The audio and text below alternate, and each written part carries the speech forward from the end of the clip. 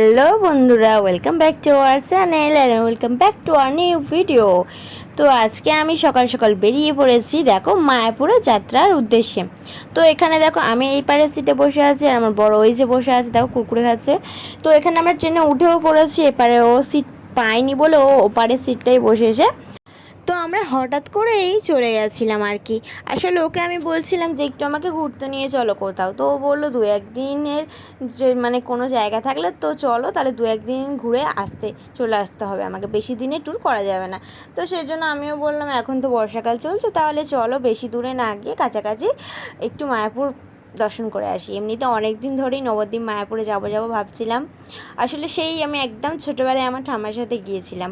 দেন এই বড়োবেলায় আর কি, এই সবে বিয়ের পরেই এই ফার্স্ট মায়াপুর যাচ্ছি, মানে সেকেন্ড টাইম আমার জীবনে, সেকেন্ড টাইম, বাট বড় হওয়ার পরে এই ফার্স্ট ধরতে গেলে। দেখো তারপর আমাদের ট্রেন এই যে শিয়ালদা ছেড়ে বেরিয়ে যাচ্ছে আর কি। আমাদের এক্সপ্রেস লোকাল ট্রেনের সাথে যুদ্ধ করতে করতে প্রায় আমরা পৌঁছে গিয়েছি কৃষ্ণনগর।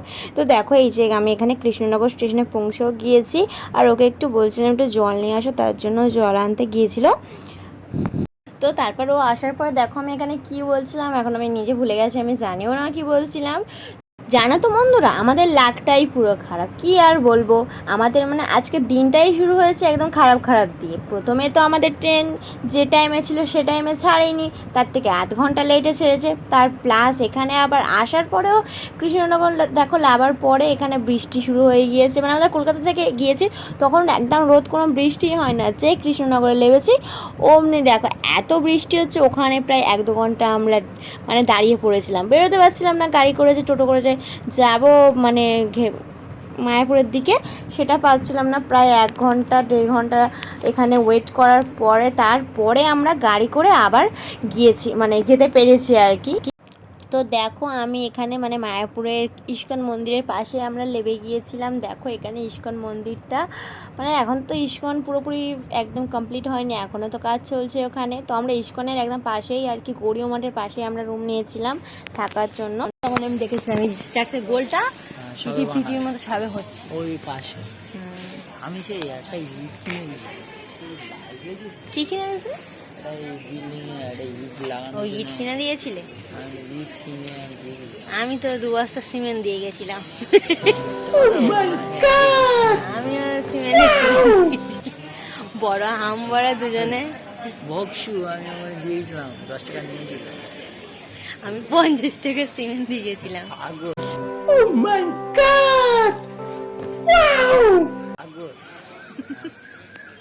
তারপরে আর কি দুপুরে পৌঁছে যাওয়ার পরে ওখানে একটু খাওয়া দাওয়া করে আমরা ঘুরতে বেরিয়ে গিয়েছিলাম। পাশে পাশে যে মন্দিরগুলো ছিল সেগুলোই আর কি দেখো দেখছিলাম। তো মন্দিরের ভিতরগুলোতে তো আর প্রবেশ করতে দিচ্ছে না মোবাইল নিয়ে, সেগুলোকে জমা দিয়ে তারপরে ঢুকতে হচ্ছে। যার জন্য আমি অনেক মন্দির ঘোরার পরেও তোমাদের সাথে না শেয়ার করতে পারিনি। কিছু কিছু মন্দির ছিল সেগুলোই আর কি শেয়ার করেছিলাম। তো তার মধ্যে এই একটা মন্দির যেটা তো আমার খুবই ভালো লাগে, ছোটোবেলায় যখন গিয়েছিলাম না সেই মন্দিরটার কথা এখনও মনে আছে। এই মন্দিরটাকে দেখে সেটা মনে পড়লো আবারও। Hello guys, good morning.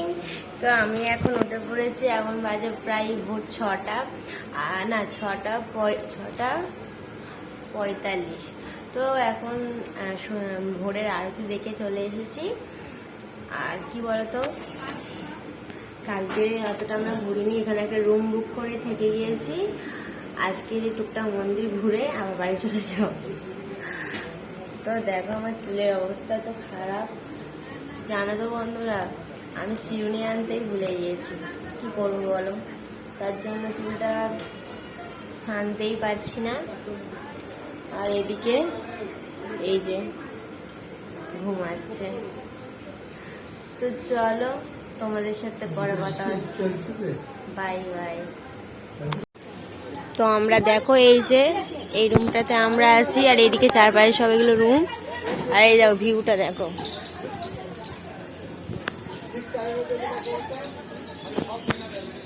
আর ওই যে ইস্কন,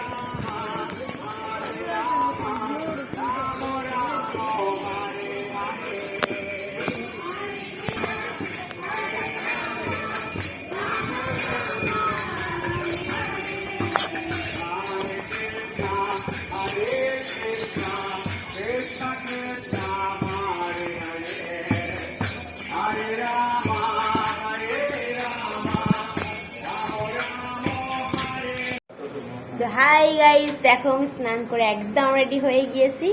আর এই যে চুলের এই অবস্থা, এই দেখো চিরুনি আনতে ভুলে গেছি, তো কি করবো চিরুনি, এই হাতটা দিয়ে এখন চিরুনির কাজ হবে একদম। তো আমি এখন রেডি হব, রেডি হয়ে এখন বের হবো, ফের মন্দিরে যাব। দেখো মন্দিরের ভিতরে তো আমরা যাচ্ছি,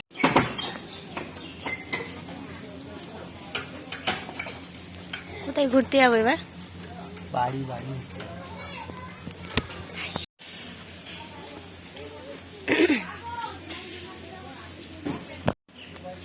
তো ফাইনালি আমি এখন রেডি হয়ে গেছি, দেখতেই পাচ্ছি। তো দেখো আমি এখানে বসেছিলাম আর ও হচ্ছে রুমের চাবিটা দিতে গিয়েছিল। তো আমি এখানে তোমাদেরকে একটা জিনিস দেখানোর চেষ্টা করছিলাম যে দেখো আমার পাশে একদম মানে আমার একদম পিছনে ইস্কন মন্দির। তো ওটা তোমরা বুঝতে পারবে কি জানি না, আমাদের তো অনেকটাই কাছে লাগছিল। তারপর দেখো আমরা সোজা চলে এসেছিলাম একদম লঞ্চ ঘাটে নবদ্বীপ যাওয়ার জন্য। আর এখানে দেখো আমাকে একটা দিদা আর কি ওই তিলক কেটে দিয়েছে। তো চলো সবাই মিলে বলি হরে কৃষ্ণ কৃষ্ণ কৃষ্ণ হরে হরে হরে।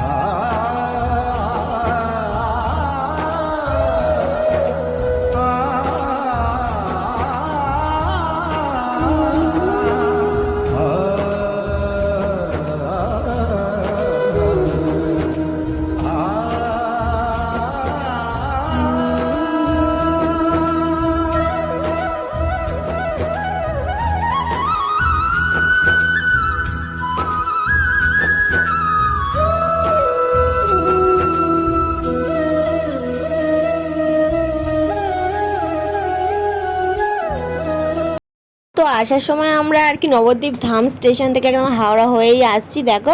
আর এই যে আমাদের সকলের প্রিয় হাওড়া ব্রিজ। তো যাই হোক আমি তো এখানে ফিরে গিয়েছি, আর তারপরে না কোনো ভিডিও ক্লিপ করা হয়নি, এতটাই ক্লান্ত ছিল। তো ভিডিওটা এই পর্যন্তই। যদি ভালো লেগে থাকে তাহলে অবশ্যই চ্যানেলটাকে সাবস্ক্রাইব করে দিও আর একটা করে লাইক করে দিও। টাটা বাই বাই, দেখা হবে নেক্সট ভিডিওতে।